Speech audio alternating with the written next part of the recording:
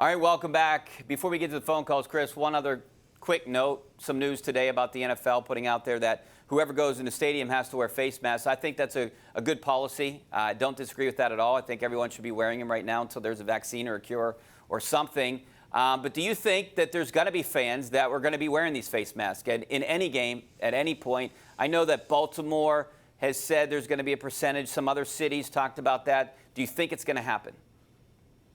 You know, I was tempted at first to say no, and emphatically so. And in fact, I think I have said that on Twitter today. I quote tweeted Adam Schefter and said, there won't be fans in the stands or something to that effect. But the more I've thought about this, the more it's becoming pretty obvious, and you can call me cynical in the way I'm presenting this.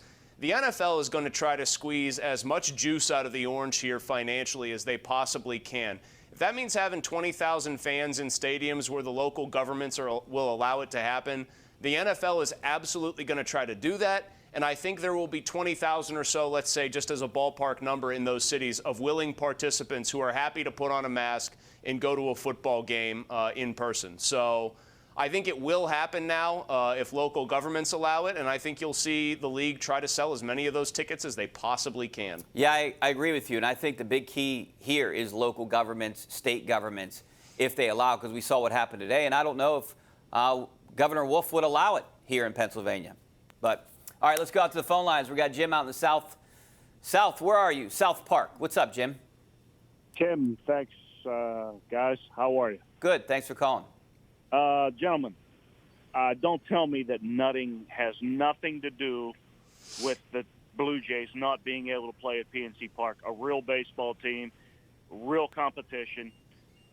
I Jim, I don't know if they're a real baseball team. They're better than the Pirates. Have you looked in? They had a worse record than the Pirates last year.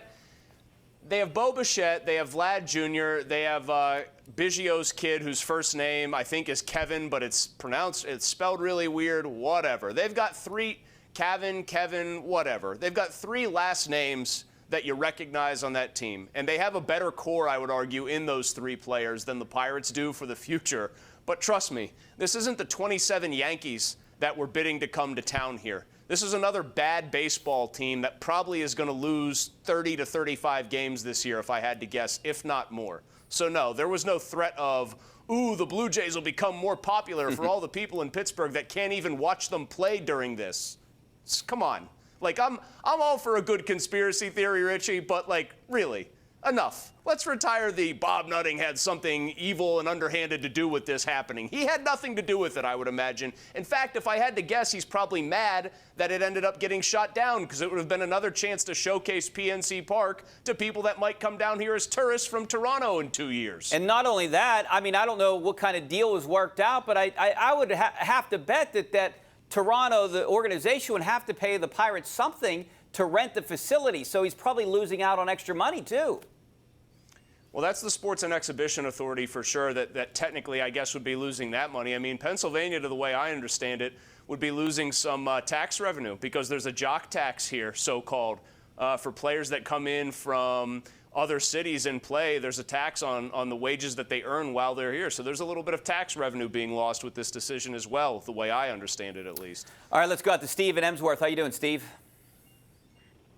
This is Jack again.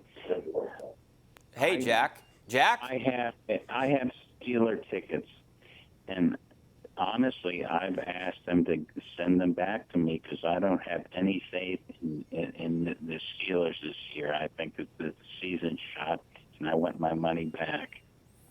Well, I think the Steelers are going to do that, Chris. They're going to take each case by case, and if you don't want to go or you don't feel comfortable going, they're going to refund your money or use it towards next year. I don't think there's an issue there, right? Not that I understand. Wait, is he saying he doesn't have any faith in, like, a season going off this year? Does he have no faith in the Steelers being a good football team? I took it as he has no faith in fans being in the stands or games. Look, I think the season's going to go on. I think they're going to play the games. I really do. That's the feeling that I have. I don't know if – I'm not optimistic that you're going to see fans at Heinz Field, but I'm optimistic that they're going to try to play all these games. I guess my advice is if you want to have the best chance, and I don't mean to sound preachy here, I'm being like very serious when I say this and not trying to be glib at all.